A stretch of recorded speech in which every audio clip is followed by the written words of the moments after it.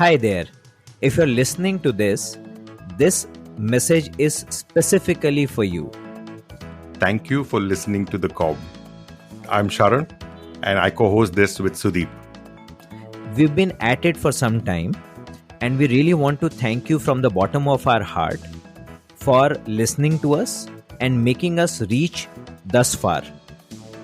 And we'd love to know a lot more about you and what you would like to hear from us. And hence, please take just 2 minutes of your time and fill this form. The links are in the comments or in the show notes. It will help us recognize who you are and also get your expectations so that we can craft the podcast content to satisfy those expectations.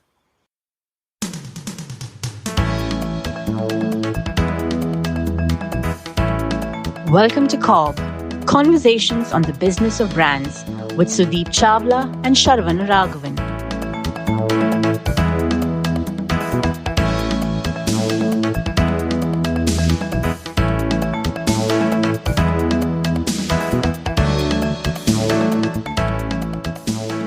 I keep saying that marketers don't do too much in their jobs anyway. And today you picked a topic that's even more demotivating for a lot of marketers. To say you cannot grow fast in marketing. Why is that? The reason I picked this topic, Sharan, was not to discourage marketers, but to make them aware that the way their careers are shaped, the way I'm seeing a lot of careers getting shaped of young marketers, they face a pivotal moment once they are a year or two into their marketing stint. And I want them to approach that pivotal moment with utmost care and in the most deliberate manner. Therefore, I want them to register this fact that fast growth, as it is perceived by a lot of people within the organization, might not be in their best interest. When you say you can't grow fast in marketing, can you elaborate on that bit now to say what exactly is fast growth? Promotions? Yeah. Okay. So, all kind of organizations where people, there are a lot of organizations now where people directly start in the brand teams. But in a lot of other places, people start in the sales team or the operation team. And then they move to head office and they become a part of the brand team or the marketing team or the product team, etc. More often than not, after spending about a couple of years, you get an opportunity to go back to business or sales or operations, as the case may be, in a slightly senior role. Learning marketing takes, in my opinion, many learning cycles. The concept of learning cycles was introduced to me by an ex-boss of ours. Both of us know him, Mr. Chandramouli Venkatesan. Right. And he spoke about the fact that you learn marketing by not only participating in a particular project from ideation till execution to its review to deriving learning out of it and making improvements to it, but also by seeing it from different vantage points.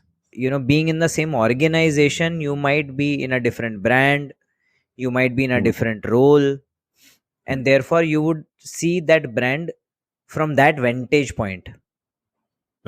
Yeah. And that kind of gives you a fairly rich perspective about the brand or the growth levers or how growth levers pan out over a period of time, etc., etc. And his point was that it takes you at least 2 to 3 years to complete a learning cycle within a brand when you're handling a brand.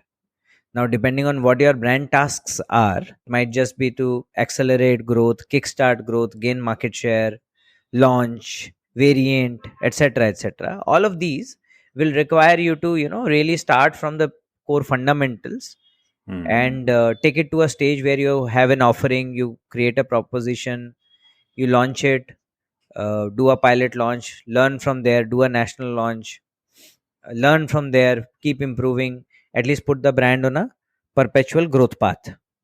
Right.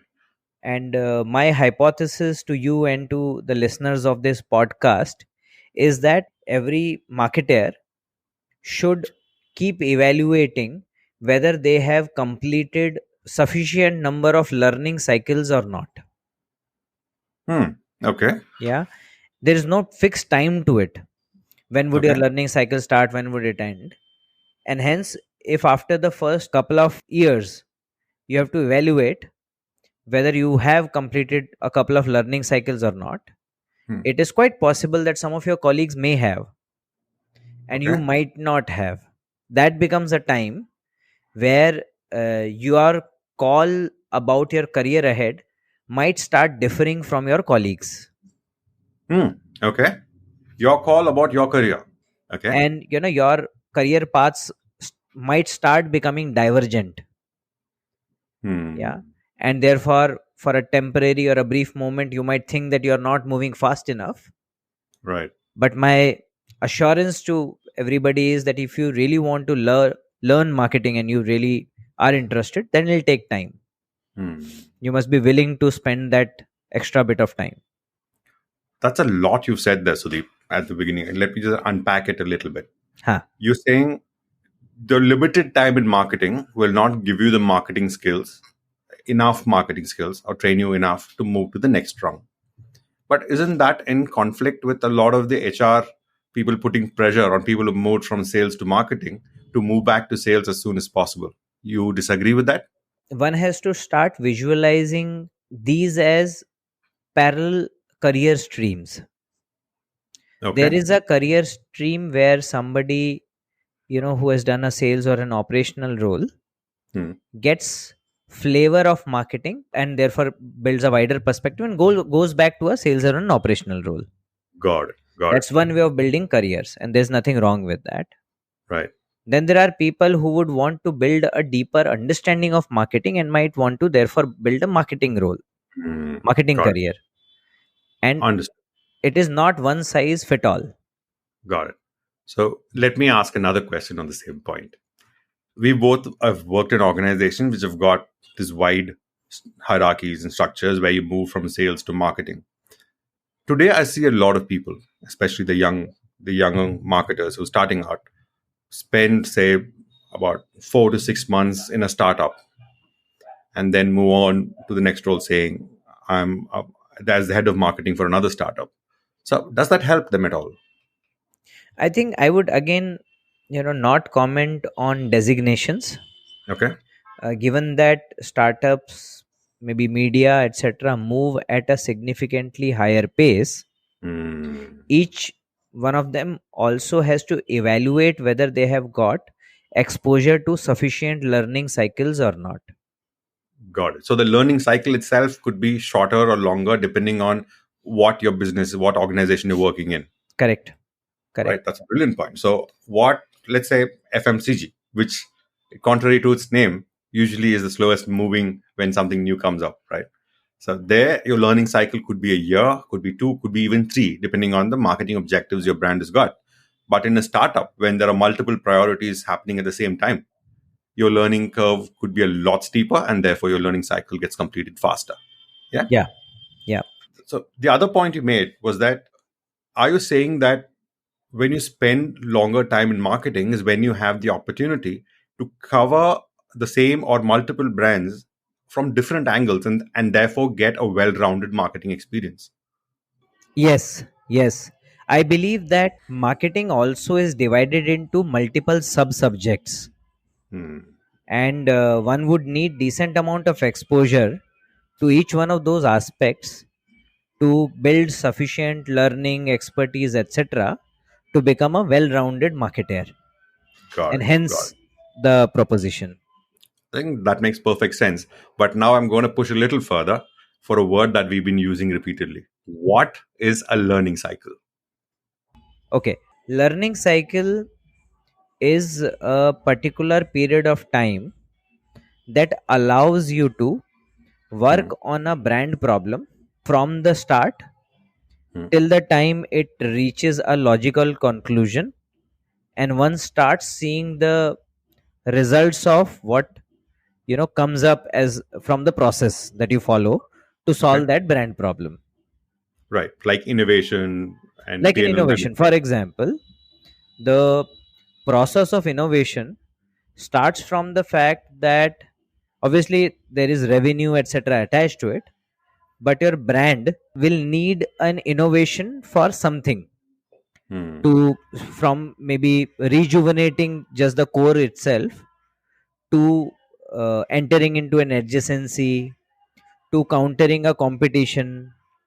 Right. Yeah, there could be multiple roles to increase average value of purchase, yeah, to Right. increase repertoire of consumers within your brand, Hmm. etc etc.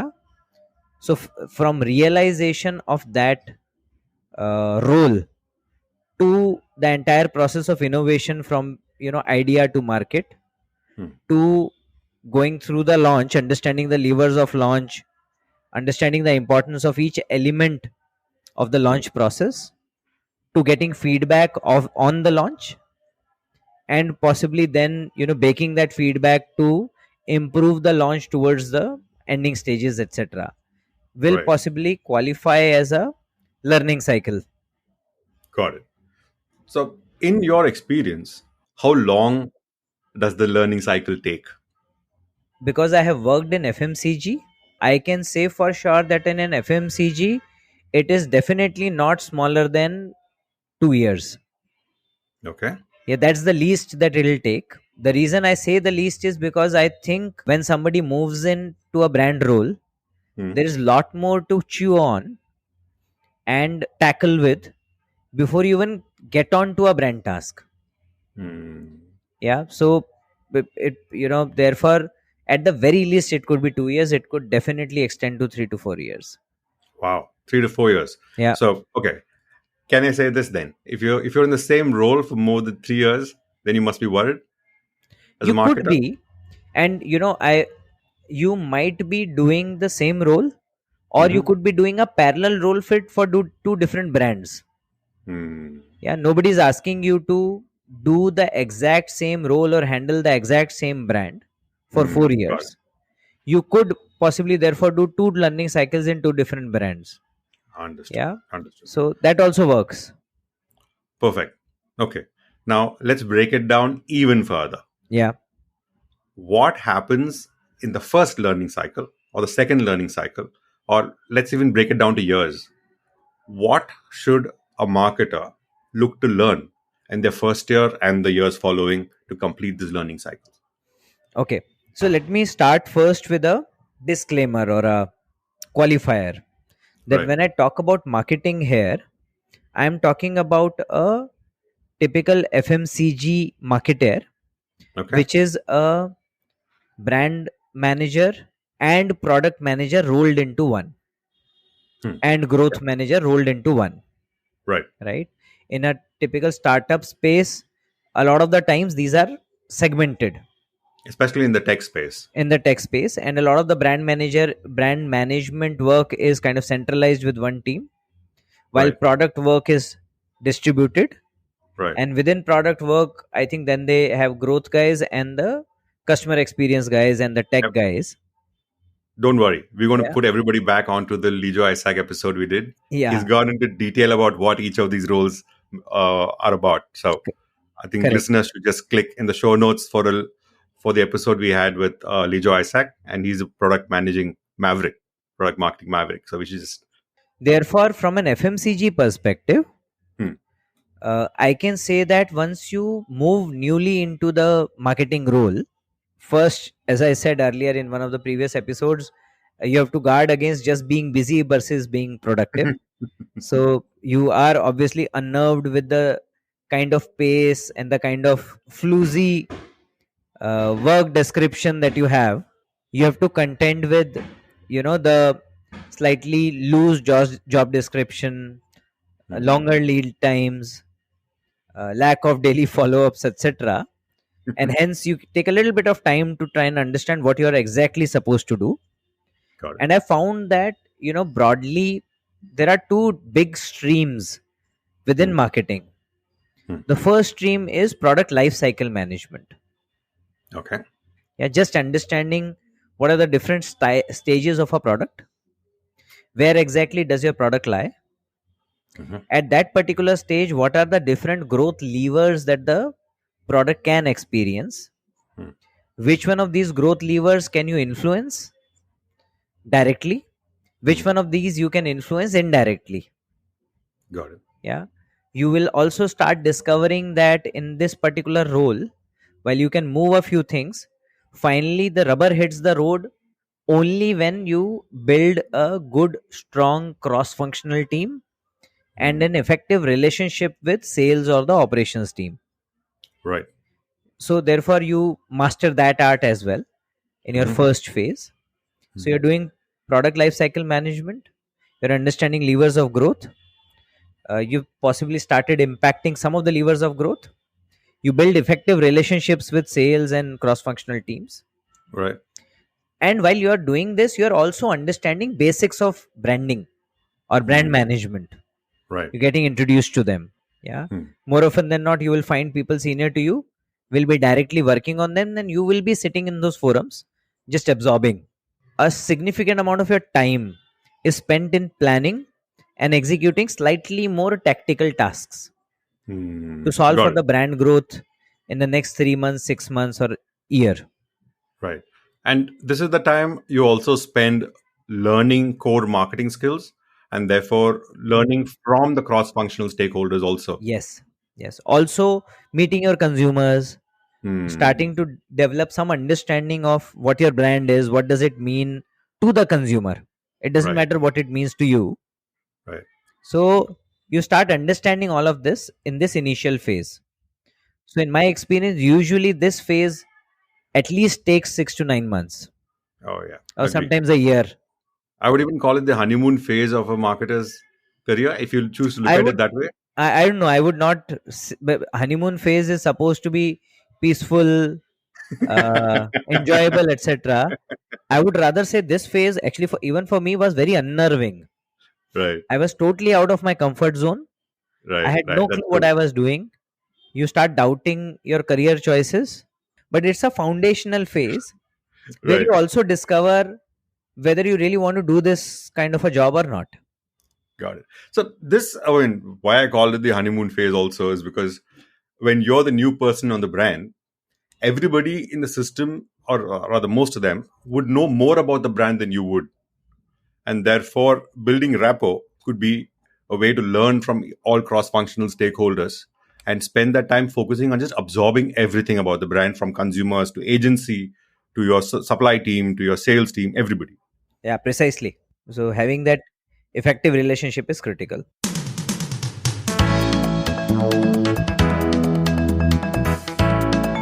Thank you for listening to COB, Conversations on the Business of Brands with Sudeep Chawla and Sharvana Raghavan. Subscribe and learn more at cobcast.net. That's COBBCAST.net.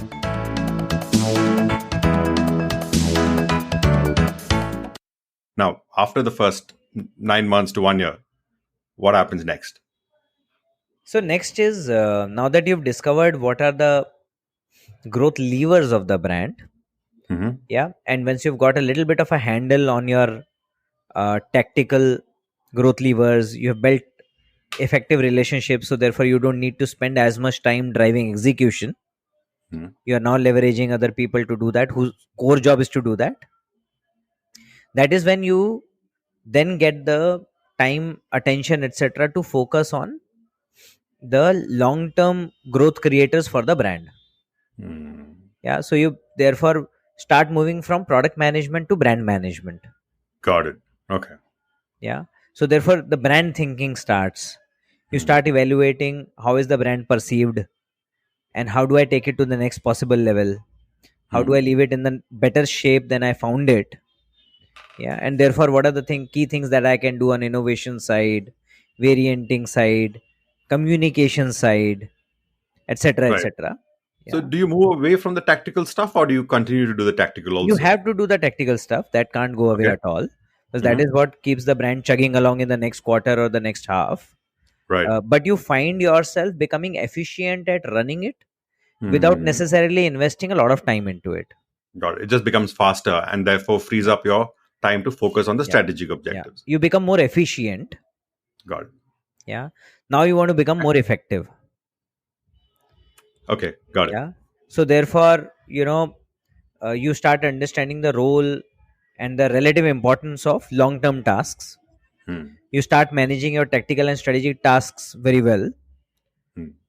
And then you work on the strategic tasks. They obviously take time because strategic tasks mean moving big things Right, where you need wider alignment, conviction creation. This is where what I say that marketers sell conviction. So right, this is where your skill gets tested, whether you're able to generate that much amount of conviction or not. right. Uh, and hopefully through this process, you create a lasting impact on the brand. Hmm. Uh, and in the process build significant amount of learning. Hmm. Got it. Yeah, And learning would be your ability to build the conviction before you sell the conviction. a lot of them, how to Hmm. build conviction, how to sell it, uh, how to judge your conviction early on, Hmm. uh, how to build the right set of convictions, what are the key things to pick up, what are the key things to leave, Right. etc, etc. So there's no, I can't really bracket them in one particular pocket, but there'll Got be it. just immeasurable number of learnings Hmm. that you get through this process.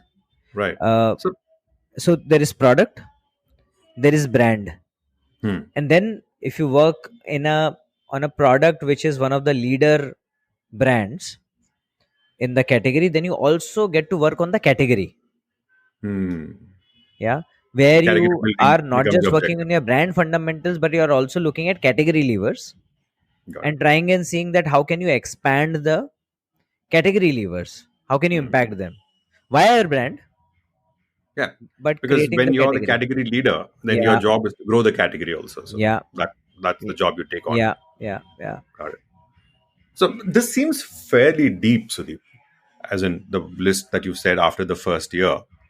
And how long should it take? I know different industries, you said, have different learning cycles, but this level of in-depth understanding seems pretty time consuming for anybody to build up in any industry. So how long do you think this should take, Yeah, FMCG or again, otherwise? same thing. I would say it is. I would not measure it in terms of time. It Okay. is very very effort consuming for sure, because you have to Hmm. do it. No amount Got of it. PowerPoint presentations can give you this learning. Okay. Got Yeah, it. So it is for the marketer to judge for themselves whether they've got all the learning they need to get. correct. Correct. But again, after the first year, when you start working on your brand tasks, Hmm. it'll take you at least 18 months to 24 months to land it. Hmm. Yeah.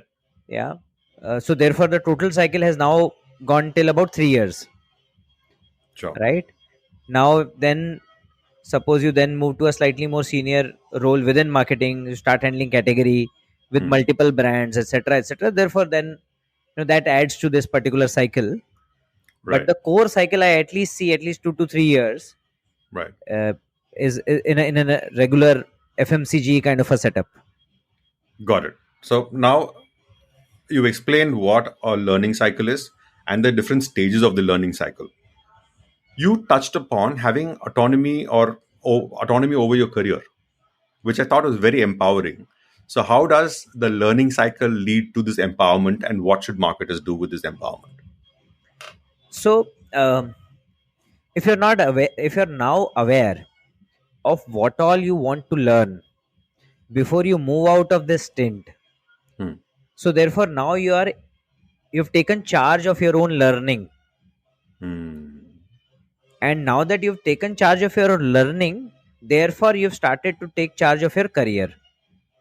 Got it. Yeah, Okay. you don't want to uh, move from a particular career before you've got the juice out of it. Got it. Yeah, so then the key point there will be that you have to keep asking yourself this question. The answer to that question actually will only be known to you or your manager possibly. Right. Yeah, everywhere else in the system they will say, okay, this guy spent 2 years, we can offer this particular role to him or her, Hmm.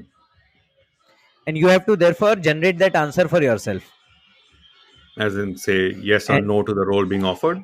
yeah, and once you do that, Hmm. uh, then you take charge of your learning cycle and your career. You actually decide whether it's the right time to move or not, or you can Okay. inform the organization that these are the particular things that I have not learned yet. Hmm. Is there a role that I can do where I can get an accelerated access to some of these, Hmm. or you know tell them that this is the kind of learning that I need before I decide to move on to the next phase of career in my life. That's very magnanimous, but talking from a very instinctive perspective, wouldn't saying no to a new role peg you back in your career versus your peers? Perceivably, yes. Okay. Yeah, you might find that some of your batchmates, some of the people who joined along with you would seem to move ahead, but now that I've spent 16, 17 years in the industry, Hmm. I can tell you that the purpose of work after a point in time is to do things that you love doing rather than just moving vertically. If you're moving vertically into roles that you don't enjoy doing, you will find yourself in a very, very bad place. So, therefore, the sooner we start realizing what we enjoy doing, we must try and immerse ourselves to the best possible extent within that area and get the best learning opportunities that are available within that. Wow.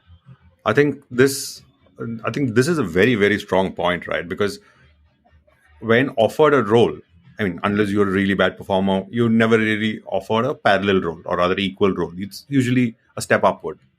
And to have the maturity and even the guts to say no to a step up because you need to spend more time here takes a lot of courage to do that, doesn't Uh, it?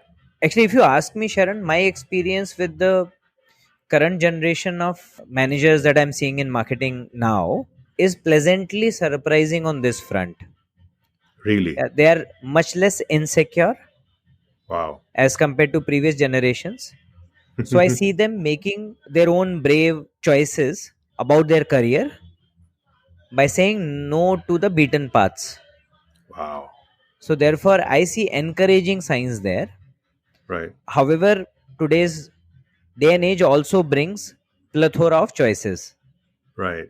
So while you are daring enough to make your choices, the choices have increased significantly, such that it is becoming difficult to separate the right Right. choices from the wrong ones. Obviously, it takes a lot to say no to a role, etc.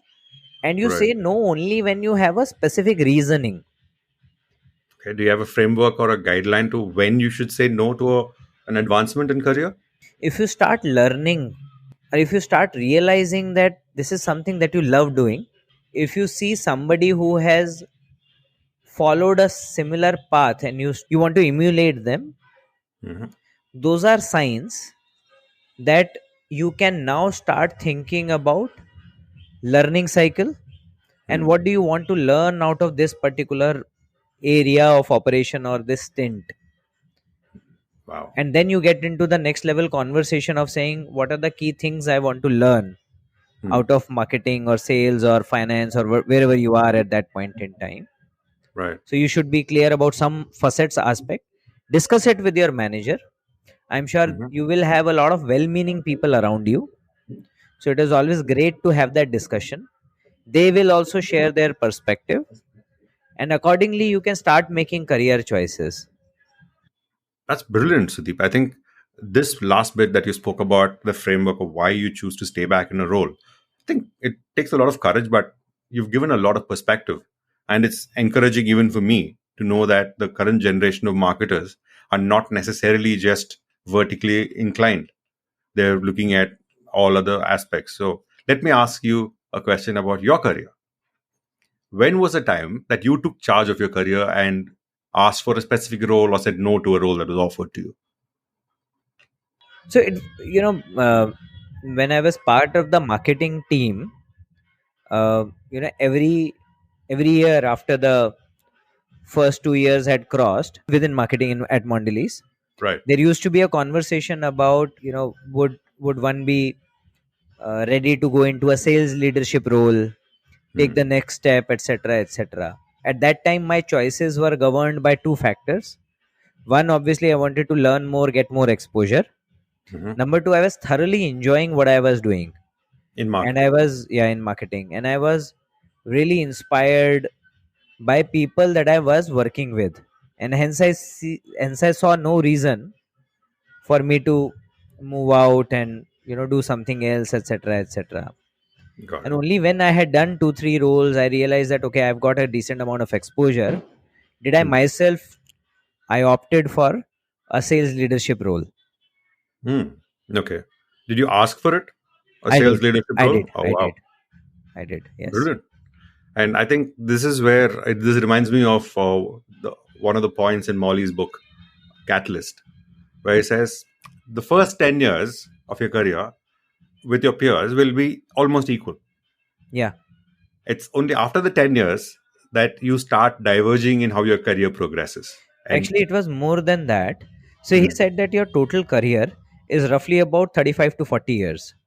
Right. So he actually said that the difference between you and your peers in the Hmm. first half of your career, which is about first 20 years, Right. will be from somebody will move from A to F, other person will move from A to E or A to G. So it'll Hmm. Right. at least be between E, F, G. Hmm. And what you do in this foundational stage determines whether after that F or G, somebody will reach till Z and somebody Hmm. will burn out at I. And there's nothing wrong with either. It's just that you give yourself the best possible chance Hmm. so that whatever your choices are, you are best placed to realize them in the second half of your career. Perfect. Yeah. If your choices is to be till I and be happy in life, excellent. Hmm. But you give yourself the best possible chance for that realization by investing into learning in the first half of your career. Brilliant. Brilliant. You can't fast track your growth necessarily in marketing because there are certain learning cycles you must go through. And every industry's got a different pace at which the learning cycle operates. And you must go through a few learning cycles to make sure you're well rounded in marketing before you move on to the next role. And you further went on to say there are two stages to the learning cycle. One is the first 9 to 12 months where you're doing a lot of tactical stuff. You're learning what your brand is about, building relationship with the cross-functional teams, understanding the consumers, and merely being present when the strategic conversation is happening, but executing a lot of the tactical stuff.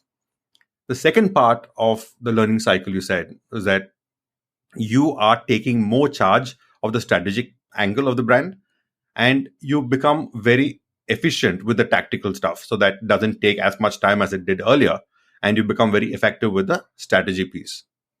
And then it came down to the best part of the episode for me to say, when you understand your learning cycle is when you are empowered to make the choice to say yes or no to the next role that comes your way.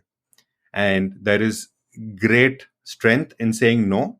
And the reasons for you to say no to a new role is if you're loving the job, you find inspiration in the people you're working with, and you're pretty secure about your career path, and you're not necessarily in the rat race just for the rat race. You're looking for learning and to be a well-rounded person. And this tails off with what Molly said in his Catalyst book to say how much grounding foundation you build in the early stages of your career is what will set you up for whatever your ambition is in the second half of your career. Correct. Well summed. So hopefully, Sharon, you're now convinced you can't grow very fast in marketing. You can't. Thank you, Sudeep. Ciao. Thank you, Sharon.